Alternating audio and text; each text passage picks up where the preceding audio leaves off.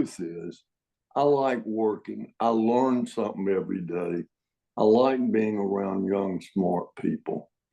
And as I tell my wife, she says, how much is enough? And I say, well, some morning I'm going to get up. I'm not going to want to get on that plane. And when that happens, that's when I'm going to quit. But in any case, I do now write a lot. Issues come up that I don't think my viewpoint is being heard on. And so I've written maybe over the years 150 articles in the Wall Street Journal since 1973, when I wrote the first one as a young professor at Texas A&M. And so I'm not a regular writer with the journal, but they publish a lot of my stuff. I'm grateful. And it gives me a chance to weigh in on the issues. I try to stay out of the personalities. But needless to say, today there are a lot of issues out there that I care about. And many of those issues are the issues I wrote about in the book, the Triumph of Economic Freedom, debunking the 7 great myths of American capitalism. Well, let's start with this then, because obviously we're going to go into the myths, but the tariffs are on my mind a lot. I mean, they were earlier on, but they're on my mind because I do feel like we're doing it wrong in a sense, right? We should just be going after enemies, not so much our allies. Or maybe you disagree. Where are we getting it right? Where are we getting it wrong with the tariffs here? Well, I think we're getting it wrong pretty much across the board. Tariffs are taxes on American consumers. So I'm not saying you don't hurt foreigners by imposing tariffs, but you hurt Americans a lot more. And tariffs drive up prices. They force you to buy at home things you could buy cheaper abroad. They disrupt domestic production. And we just put this to the test 8 years ago. When President Trump came into office, he raised tariffs. For the first 2 years, we cut taxes and we reduced regulatory burden, and the economy grew, reaching a 13-year high growth in 2018. And in the middle of that year, Trump imposed his tariffs. And the objectives of the tariffs, as he stated them, was to bring down the trade deficit, to increase manufacturing domestically, to increase economic growth, and to raise total employment in agriculture, in manufacturing as a percentage of total employment. It failed every one of those tests. The trade deficit went up, not down, and it went up because the economy was strong from deregulation and tax cuts. And so foreigners rushed in to invest in the American economy, drove up the value of the dollar, made imports cheaper, and so we ran a trade deficit. Industrialization actually fell in 2019 before the pandemic. GDP fell in 2019 from the level in 2018. And employment and manufacturing as a percentage of total employment continued to fall at roughly the same rate it had fallen for the previous 50 years. So the tariffs in the first term achieved no positive objective. And now we've imposed tariffs many times at that level. It's disrupted the production process in America.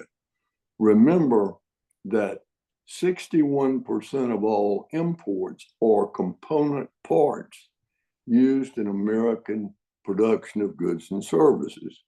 They're not final goods that people consume. And so when you impose high tariffs, as the president did, you make those inputs more expensive and you disrupt the production process and then you get retaliation. And the net result is we created tremendous uncertainty. We disrupted millions of businesses' production process. And we did great damage to the world trading system that gave us 80 years of prosperity and peace. So I think it was a bad decision. It was ill-advised. It's not going to work. And the sooner we can negotiate our way out of it, the better off we will be. And if we don't do that, if we let anything like the level of tariffs that have been announced go into effect, I just don't see how we're going to avoid a recession. Well, I was going to say two things here. Do you think President Trump is wanting us to get into a recession? I mean, people are saying he's doing this intentionally. Do you believe that or no? No, of course not. I don't believe it. Look, I don't either. President Trump believes in tariffs. He's always believed in them. But, you know, a lot of people believe in things that aren't so. And, you know, we have experience with tariffs, both their impact economically and politically. For a long period of time, we've dealt with them in America for 300 years, and they've never worked. So I don't know that there's a lesson in the second or 30th kick of a mule, but these were bad decisions. And now the administration is trying to negotiate its way out of it. But the president appears to still want to end up with a 10% across the board tariff. That's 300% higher than the tariff was on the day Trump was elected. And so that, if we ended up there, obviously we'd be better off than if we had the tariffs go into effect that the president proposed. But if we ended up there, we're going to still have a lot of economic disruption. And as we know from Walmart to you name it, businesses are making it clear that with costs going up, they're going to have to raise prices. And that's going to be death politically in the off-year election, which is what, 17 months away. Senator, I got to say this, you know, other countries, according to the White House, were wanting to come to the table with tariffs. Why would countries want to get tariffs on their own country? Is it because they think they can get one over Trump? Is that why? Or why would they want to meet with him about being tariffed? I'm not sure about that. You've got to realize that there are a lot of myths out there. One of those myths is that we have the lowest tariffs in the world. Well, that's not true. Every EU country has a lower average tariff rate than we do. Japan has a lower average tariff rate than we do. What I would like to see the administration do is sort of turn a sow's ear into a silk purse by negotiating a reduction in American tariffs and trade barriers for foreigners doing the same. Then everybody would benefit. And you got to realize we have a lot of some of the worst protectionist measures in the world we have in America. We pay twice the world price for sugar, take food out of children's mouths so that 4,300 sugar producers can be well off. We have, in the Jones Act, a prohibition against foreign carriers of goods that travel among states. And as a result, it costs more to ship oil from Houston to New York than from Saudi Arabia to New York. And as a result, we ship it from Saudi Arabia. Right. So there are we have a lot of bad provisions that this is an opportunity to get rid of while opening markets for U.S. products abroad. All right, let's get into the other myths of capitalism because, you know, I'm getting tired of those that protest down in Wall Street. Like, it's almost like they don't know what they're protesting half the time, or if they do, it's a little outlandish. So, what are the myths are you trying to debunk for those even younger than I am to try and help them understand the benefits of capitalism? Well, first of all, the book is based on the fact that how we assess the facts really depends on sort of the views we start with. How do we think the world works? For example, if you took the Republican leader of the Senate, the Democrat leader of the Senate, they're going to differ on virtually every issue of the role of government in a free society. And it's tempting to say, well, one's a liberal, one's a conservative. But if you ask them, in the Industrial Revolution, at the birth of capitalism, what happened? Schumer is going to say that what happened is the capitalist got rich and the worker was impoverished. Thune is going to say everybody benefited from the Industrial Revolution. If you ask what caused the Depression, or was America's manufacturing capacity hollowed out by the growth in post-war trade, or you brought up we look at 5 historical periods: the birth of capitalism in the Industrial Revolution, the progressive era of regulations, the Depression, the post-war expansion in trade, the financial crisis, and then we look at poverty and inequality, because we found that those 7 areas are areas where people that have different views have different assessments of what happened. And let me just start with the first myth. We call it the Genesis myth. Well, what happened in the Industrial Revolution? Well, even Karl Marx, who is the most avid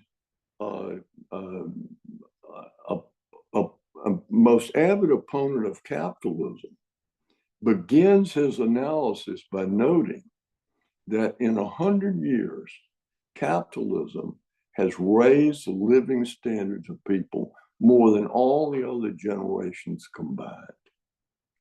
The question for him is, did the worker benefit or did the capitalist benefit?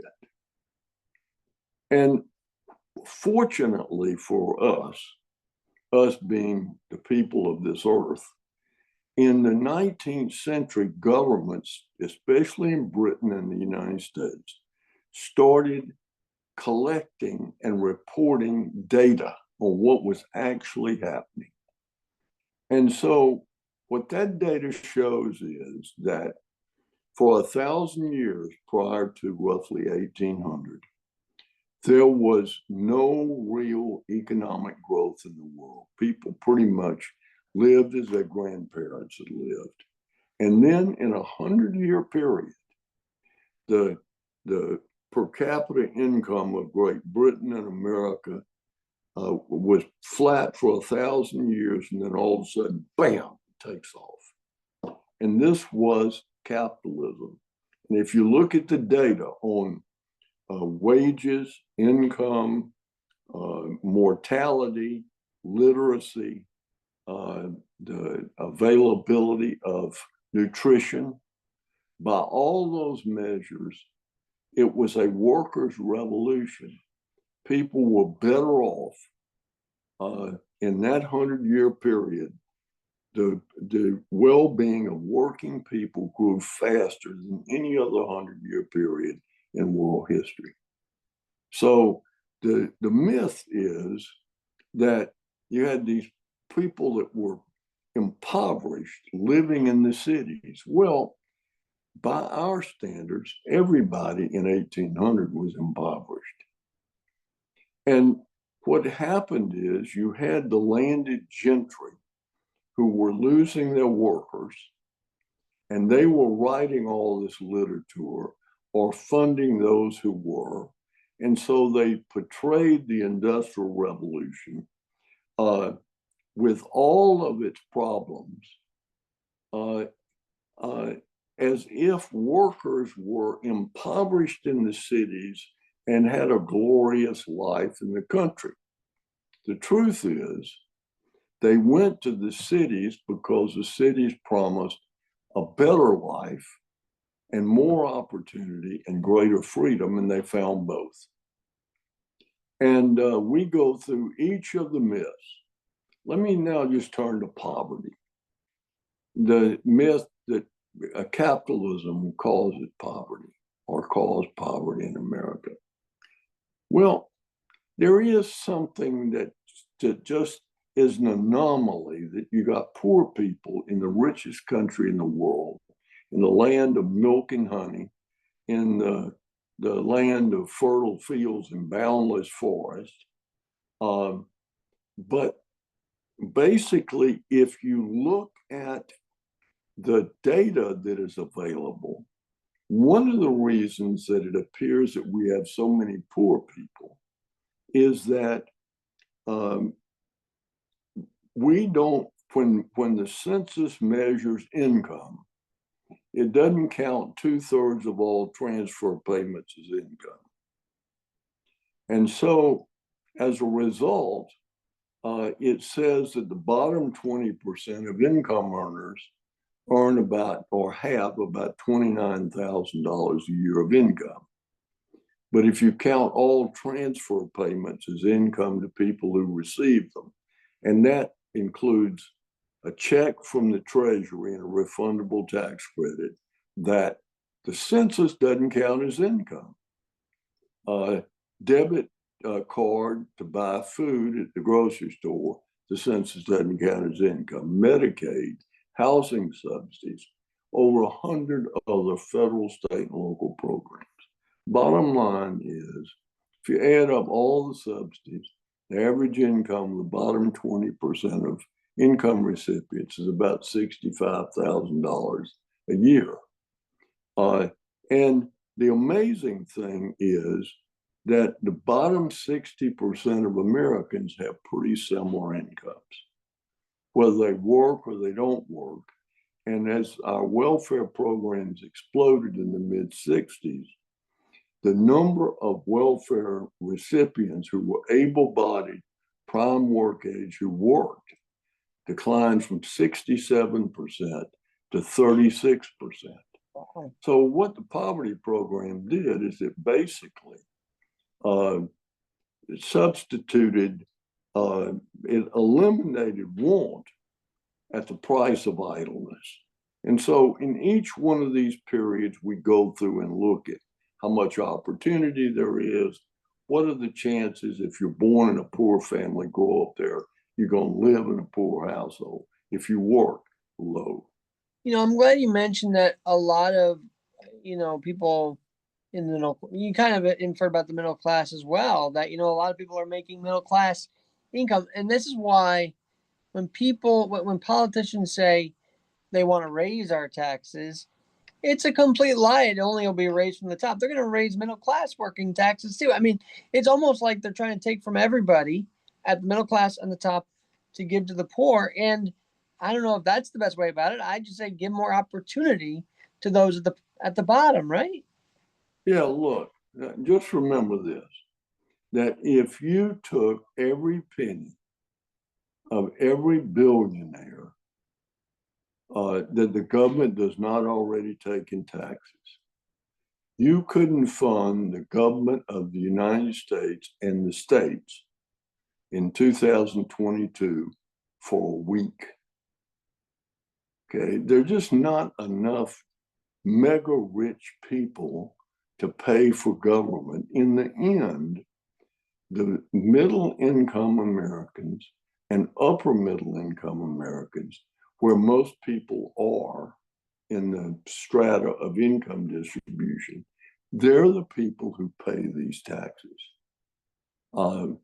And another point that we make in the book on inequality is that the way the census measures income, by not counting transfer payments, or most of them, and by not counting taxes as income lost, is they say the ratio of the top 20% of income earners to the bottom 20% of income recipients is 16.7 to 1. But if you count all transfer payments as income gain and all taxes as income lost, it's 4 to 1, not 16.7 to 1. Now, you can say 4 to 1 is too much. It's a very different debate. And we look at all of these studies, Piketty in France.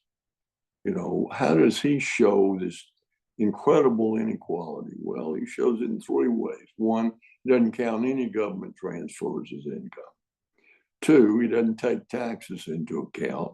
And 3, he makes up an income for upper income people, like Warren Buffett, as to what their income would be if they sold all their assets every year and paid taxes on it. Well, needless to say, by that definition, if your income was what your car's worth, your house was worth, your pension's worth, and you had to pay income on tax on that every year, you would be paying a low rate today as compared to what you would pay then. Well, what does that tell you?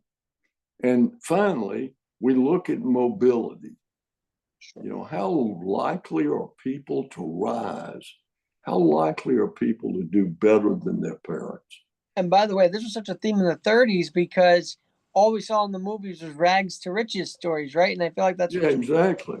Well, look, just remember this number if you don't remember any other number.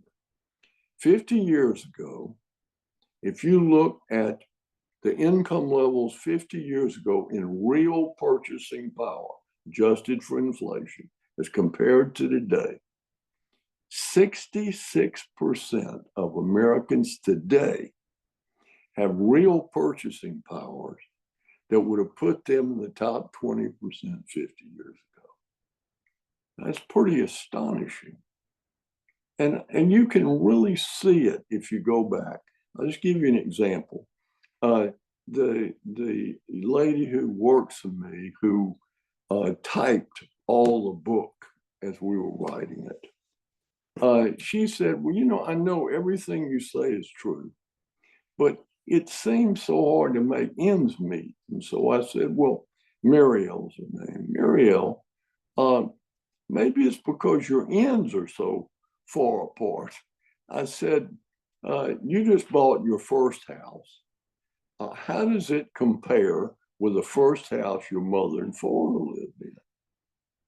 Her answer, my first house is better than any house they ever lived in, including the one they live in now. That would have been true in my case. So yeah, it's hard to make ends meet when you live in a world where people have the abundance we have, and where they want and expect and get ultimately if they work hard more.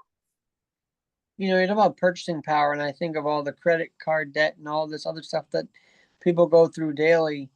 How do we ease, as an economic advisor, how would you help people ease all of that? I mean, we do have a sense of like, well, we can pay this off in months from now, right? But it doesn't always work that way. Well, listen, I often get asked, because people know my background, do I have people come out to I live out in the country, and people come out to fix things that are always breaking. And so people ask me my financial advice, and I tell them, get out of debt. Don't buy anything except a house where you borrow money. If you can't afford a new car, buy a used car. And for God's sakes, don't go out and borrow money to buy furniture or stuff like that. If you can just get, and I explained to them, you almost pay for something twice when you borrow money to buy it. Yeah. So, one other thing we look at in the book, which is very important, I think, it is what causes people to be poor, or to what causes some people to make a lot of money and some people not to make much. And there are a lot of factors, but the two biggest are, do they work or do they not work? And then secondly, how sharp are their tools? How well educated are they? But there are a lot of other factors that you just don't think about, that we didn't think about till we started looking at the data for the book. For example, the proclivity of college graduates to marry each other is a major source of income inequality. Because if you have a couple that both have college degrees, they're in the upper middle income, they're in the upper middle income quintile immediately when they get married. And unlike the world I grew up in, where the doctor married a nurse and the banker married a secretary or a secretary, today, a banker marries the lawyer that does legal work for the bank. A doctor marries a lawyer or another doctor. And so the just free choices people make is a major source of income inequality. High achievers who work hard tend to marry each other, and therefore you multiply the effect. Talk about this, and I mentioned it a little earlier, but it just, as you're talking about this, it's going back to my brain here. There's this push to destroy capitalism. Tell me that push will fail and capitalism will live on for eternity, because we need it, right? We need this system. Well, look, capitalism is the goose that laid the golden egg. But capitalism requires a government that protects private property, creditors' rights, and enforces contracts, and works to prevent works to enforce the law, a set rule of law. But the system works better when people have more freedom to decide what they want to spend their money on instead of government making the decision. And when government subsidizes electric cars and forces General Motors to subsidize electric cars by charging higher and higher prices for gas-powered cars, it's deciding for you what kind of vehicle you're going to have. So the more you let people decide how to spend their own money, since they have skin in the game, they do a better job than government, where government's spending your money and not their money. And secondly, letting businesses within the rule of law operate. Those two things create what we call American exceptionalism. We have less government control than anybody else, but we could have so much better government. I remember one day, it was 1984, I was sitting next to the President Reagan, and we were celebrating Morning in America, which was the theme of the campaign in 1984. And our program had been successful, and we had stopped the inflation, the economy was booming. Defense was strong. The president leaned over and said, "Can you imagine how good things would be in this country if we really had good government?" In other words, all of the good things we've done were very small compared to what could be done. And that's the same man who's quoted as saying, and it's on tape, the most dangerous thing you can hear is, "I'm the government and I'm here to help." So I feel like exactly. God knows that's true. God knows that's true. And yet you were in government. So how did you try and change it to make it for the people a little more than maybe your colleagues did or do now in the current Senate?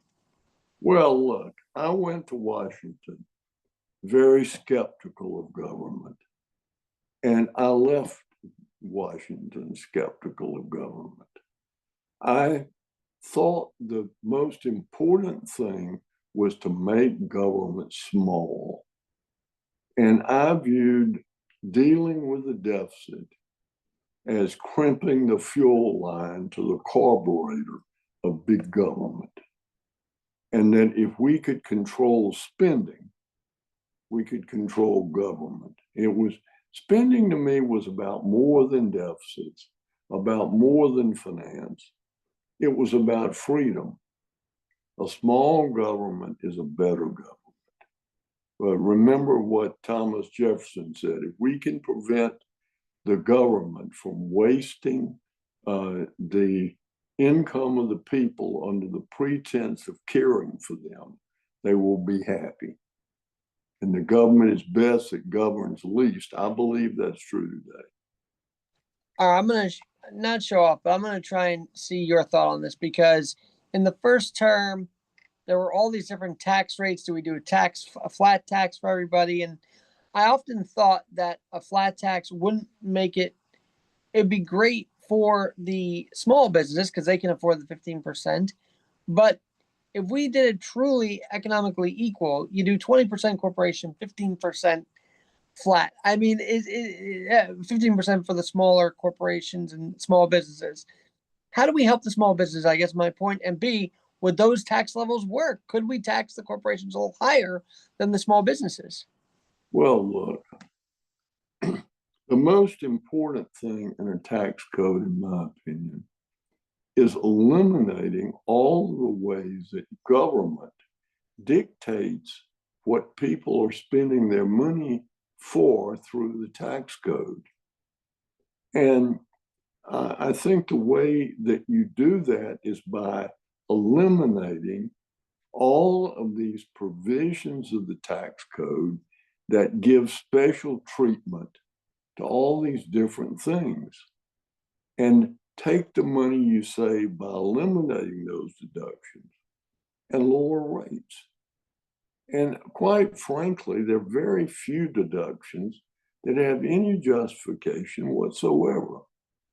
I mean, in the new tax code tax bill that we're debating in Congress, deductibility of interest on auto loans.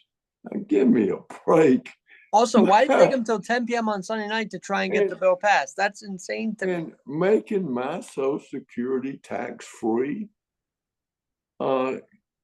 we would be so much better off if we eliminated the deductibility of our mortgage interest payments and simply lowered rates. Give me a simple flat rate, eliminate all the special provisions in the tax code, and let me pay the rate and move on. I think we would be so much better off. The system would be so much more efficient. And you've got the differential treatment of real estate, the differential treatment where you have alternative minimum taxes. So you give tax breaks and you take them back. I'd like to just eliminate them and lower the rates. Flatter the better would suit me. All right, getting rid of deductions is really important. I got to ask you about this, because another economic situation we've been dealing with and seeing is the cutting to everything. I mean, Doge is in there cutting. I don't exactly agree with every cut they've made. However, getting rid of the waste in certain areas has been helpful. But my question to you is Elon an economist that should be working and a small business owner, or is he just a small business owner and let the economists do the work of the cutting? Like, is he right to be the whole thing? I think he's done a good job. I think Congress is now the problem.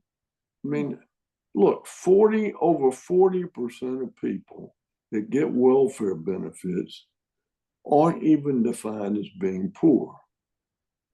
In Medicaid, we give higher reimbursement for adults, working age adults, than we do for children and disabled people. How does that make any sense? States tax hospitals, and then the hospitals bill Medicaid for the tax. And so it's very, in the private sector, we would call it fraud. And we need to stop it. And then going back to this fact that the census undercounts income. If we just counted all transfer payments as income, we would dramatically reduce the number of people who are eligible for all these means tested programs. And finally, I cannot understand the opposition to forcing people to work in return for getting welfare benefits. I don't get it. If you can't sell that to your constituents, you're in the wrong line of work. Interesting. Everybody, and of course, I represented a great district and I represented the greatest state, in my opinion. And the idea of a work that now be Texas, welfare, right? The idea of a work requirement for welfare makes so much sense. I doubt there are 15% of the people in Texas, and they're all on welfare, would oppose a mandatory work requirement. And yet, we're talking about not even having work requirement go into effect until 2029. I mean, give me a break. Talk about phony reform. That's phony reform. So how do we do that? I want to know about the Medicaid thing because I'm in the disabled community. A lot of my friends have dealings with Medicaid, and I of course want to protect that for all those in the disabled community. So how would you advise, or how should we advise people who are making these cuts to go about it where the disabled community is protected? Well, first of all, able-bodied people ought to work. And if they don't work, they shouldn't get the benefits. We should take care of people who really need the benefits. And in seeing whether they need the benefits, we should look at what they're already getting from the government and how valuable it is. And we should prevent states from ripping the system off. In California, you can make $102,000 a year and still get Medicaid. Now, that to me, that's just generosity with somebody else's money that we ought not to tolerate. And giving Medicaid to illegal immigrants, I think, is wrong. They're here illegally, and they should get the Medicaid. I don't usually talk like this because I like to keep it positive, but I agree with you. I think it's disgusting that people who are here illegally are getting a lot more benefits than those with disabilities. I mean, we need to make capitalism work for Americans, not for those who are not here legally. And look, there's room. I am very pro-legal immigration. Sure. Okay. Yes. We got room in America for people who want to come here and work, and God bless them, and may more come. But we don't have room in America for people who want to come and live off somebody else's effort. Senator Gramm, how do we do it where people who want to be legal can actually have a fair shot at it? Meaning, I feel like the fees are too much to become a legal citizen. Should we drop the fees a little bit, or how should that work? Well, I think that first of all, we need to make it clear that the problem with legal immigration is it's illegal. We ought to enforce the law. But we need to have an immigration system where we allow people to come here who have skills that the country needs.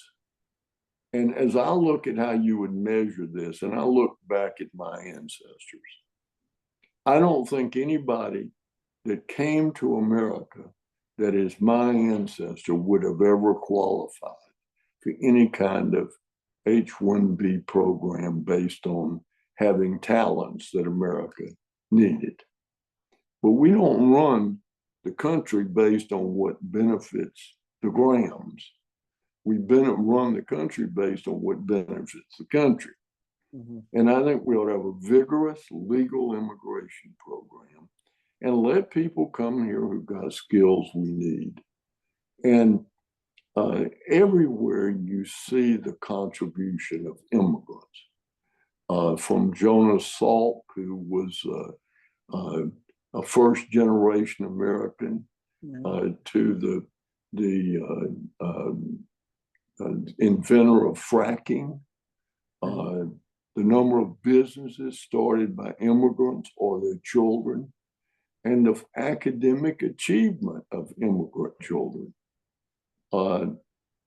They all say to me, we need more legal immigrants.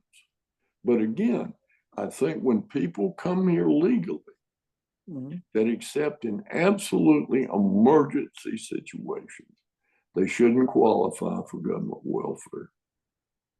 Because then you're providing incentives that encourage people to come here to live off the fat of the land.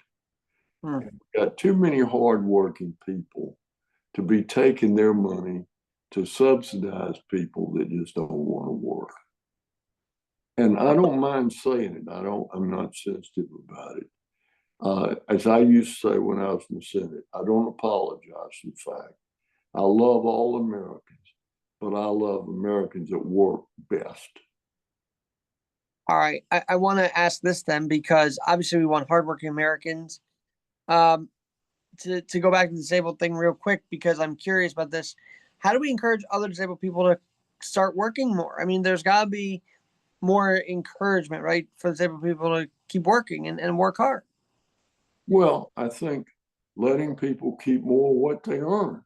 Exactly. Which starts with controlling spending. People are worried about the birth rate, how low it is. And you got people who want to subsidize people to have babies. Talk about terrible ideas. Look, people have babies when they think the future's bright. Okay.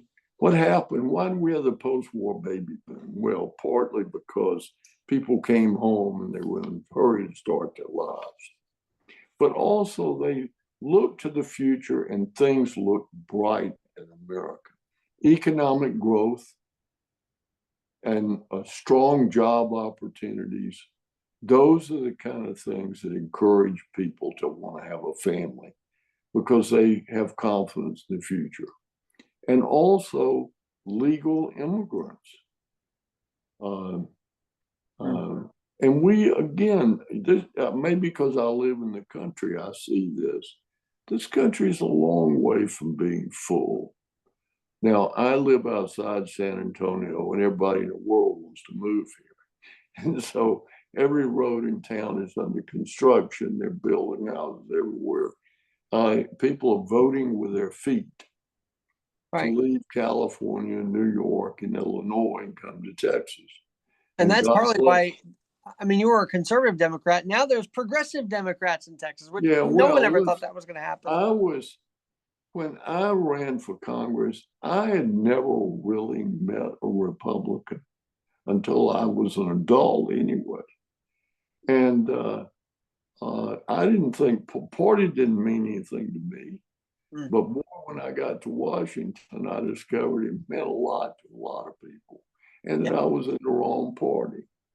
And so I fixed it by resigning and running again as a Republican. And I'm proud to say that since I did that, there's never been another Democrat elected to the Congress in my district. That's huge.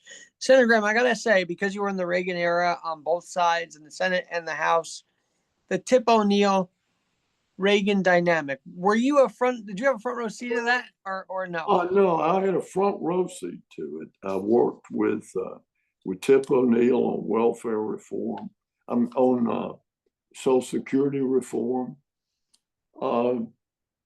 Look, they disagreed about how to make America greater, but they didn't disagree on wanting to make it greater or a belief fundamentally in the system. Senator Byrd from West Virginia and I fought over every budget, but yet we shared a basic belief that the American system was the best system and that it worked. He wanted more government than I did. I wanted more freedom than he did. but we worked together on many issues, and we were close friends. Um, and he was always good to me, and I tried to do the same in his case. Senator, I have to ask this because we started with you talking about how you did the spending bill and you helped get that signed, the bipartisan. I feel like today, especially on the Democratic side, if you sign a bipartisan bill, you're not for the party. Like what? Schumer was not wrong to sign the recent bill, yet he got a lot of flack and actually a lot of protests about it. Did that disappoint you, seeing that the fellow Democrats did not have his back in signing something bipartisan? Well, look, I think you did the right thing. Um, I'd been in the Senate about 4 months, and there was an amendment to have an oil import fee. Okay. And so I'm from the biggest oil producing state in the country at the time. And so I figured, first of all, I'm not going to be for this. And secondly, I'm going to have to defend this vote. So the best thing to do, I thought, was to get out front. So I was the first person to stand up and oppose it. I led the opposition to it. And I spent 9 months in Texas defending that vote. And the Houston Business Journal called me the third senator from Massachusetts. But I went all over the state and defended that vote, that it was bad for Texas, it was bad for America, because we use more oil in all of our refineries and chemical plants than we produced.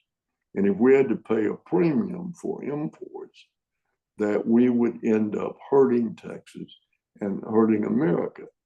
And in the final analysis, I finally said, look, I've gone all over the state, I've defended that vote. But if you want someone who is a protectionist, don't vote for me, because I'm not going to do it. I understand the issue, and it's just something I'm not going to do. And it never was an issue in one of my campaigns. And it's amazing because now I don't think we have to worry about imports. We have so much oil in the country. Do you remember one of the reasons I got into government, I was happy. I had 2 little children. I'd just been promoted to full professor. And I woke up one morning and I was an adult. And I didn't like what was happening in the country. And I knew that we weren't running out of oil and gas, and that we were capable of producing a lot more of it. And so I wrote an article for the Wall Street Journal on the subject. And then I started speaking out on the subject. And that's how I got involved in running for public office. Senator, this has been really enlightening, and I want to touch on the House side one more time, because you had that experience there under Speaker O'Neill and whatnot. I feel like today's speaker is always under fire, whether it's McCarthy, whether it was Paul Ryan in Trump's first term, whether it was Boehner and Obama's friendship. All these speakers have come under fire for a long time. But can Speaker Johnson last? I feel like he's doing well for the House. What do you think? Well, I like him. I think he's doing a good job. It's tough when you've got a very small margin. He can only lose 4 Republicans, since the Democrats are going to vote. If he wanted to raise the flag in the morning, most of them would vote against it. Just for partisanship. And that's one of the reasons I respect Schumer on the continuing resolution for not shutting the government down. Because that was the political thing to do, but the wrong thing to do. But in any case, I think the speaker is doing the best he can, and I think he's a skilled person. And I like his basic approach. He's He looks like a good man trying to do a good job, and I want to see him be successful. On the other hand, I want the House to reform some of these welfare programs. We're going to end up with a country in deep financial trouble if we don't start setting higher standards and spending money. Well, that's what I was going to say, because you probably had a very low spending cap when you were co-writing this bill. Now spending, I feel like, is always through the roof. How do we get here, Senator Gramm, where spending is literally through the roof? Well, because every time we vote on a spending bill, all the groups are looking over the congressman's left shoulder, sending letters back home, emails, text messages, whether he cares about the old, the poor, the sick, the tired, the bicycle rider. And too often, nobody's looking over the right shoulder, sending communications back home, saying whether he cares about the future of the country and the working people. And so you get this imbalance. And I think that's what's happening in the House now on Medicaid reform. And it's increasingly we're making these welfare benefits middle class entitlements, which is very, very dangerous. Very dangerous. Welfare ought to go to people who are needy, and if they're able-bodied and work age, they ought to work to get it. And I don't understand Republicans that won't vote for that. That is, as someone who's been asked, someone with a disability who's been asked, why do you work? I feel like I can resonate with that response, because I want to work and make a living and do things, but that's another point for another day. I see also you're very interested in the interest rates. So I got to end with this. Three different options. You keep Jerome Powell, you fire Jerome Powell, or do we abolish the Fed? Are you an abolish the Fed person? No, look, I believe in an independent Fed. I don't think the Fed did a good job during the pandemic. I think they panicked and they let the money supply explode in a year where government spent more in 2 years than it ever spent in 3 in a 2-year period. But I think they have done a better job in dealing with the inflation. But whether they've done a good job or a bad job, we don't want to turn the Federal Reserve Bank over to the president. We don't want politicians, whether they're Democrats or Republicans, controlling the money supply.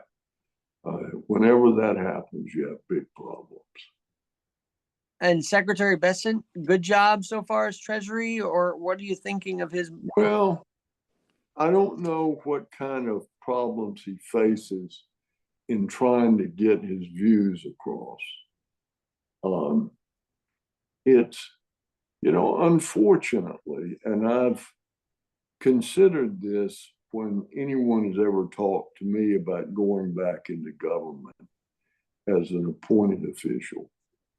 There are only 2 jobs in the executive branch of government. They're clerks, and there's the president.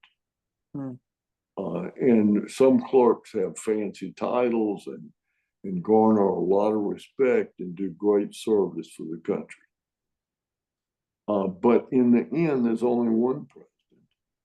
And you either do what he wants to do in the end, or you leave. And so in evaluating the performance of the Secretary of the Treasury, I had to take that into account. And so I think that he has been more responsible on tariffs than anybody else. But that's easy. That's easy in this administration. The question is, how do we get out of this mess? We're in it now, and whining about it does no good. What policy is going to get us out? And again, I think the only policy is to negotiate a way out of it, lowering tariffs in America and abroad, and then everybody would benefit. But I don't think that's where President Trump intends to go. But from everything I can tell, the Secretary of the Treasury would like to go in that direction, or at least that's how I read it. It's hard, it's so tempting when you're in government and in high public office and have public responsibility to stand in judgment of people who are there now. I try not to do it. There's this natural tendency, especially with an old geezer like me, to say things went to hell the day I left Washington. Well, they had partly gone to hell before I left. But anyway, we have a great country. It's worthy of being served, and it can be greater. And one of the reasons I want to be sure to plug the book one more time, The Triumph of Economic Freedom, you can buy it on Amazon, or any bookstore, is if you read this book, you'll understand our country better, and you'll realize that we have even a greater country than you thought.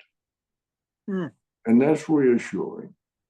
And I think that message and that book should be sent right to the offices of AOC and Rashida Tlaib, like all these folks that seem to want to do away with capitalism and do away with this structure.